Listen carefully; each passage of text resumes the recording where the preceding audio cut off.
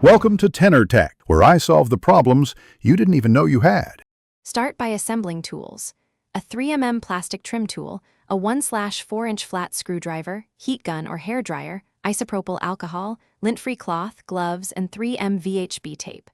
Park the car in shade and clean the area with soap and water, then dry.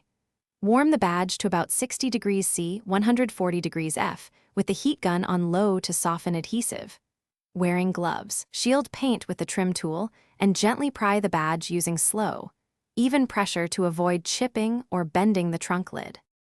With the badge warmed and tools ready, slide the 3mm trim tool behind an edge and apply steady, even pressure while working along the badge perimeter to detach the adhesive.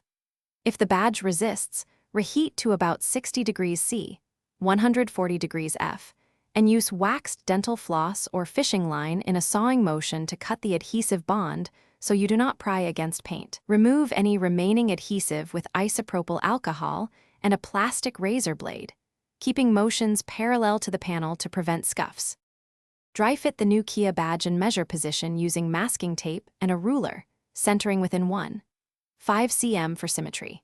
Clean the final area with isopropyl alcohol and remove any wax. Apply 3M VHB tape to the badge backing, peel the liner, align carefully, then press firmly for at least 30 seconds across the entire badge to bond. Allow the adhesive to cure undisturbed for 24 hours, avoid rain exposure for 12 hours, and do not use high-pressure washers for 72 hours to ensure a lasting attachment. Thanks for watching. Subscribe to keep your life in tune.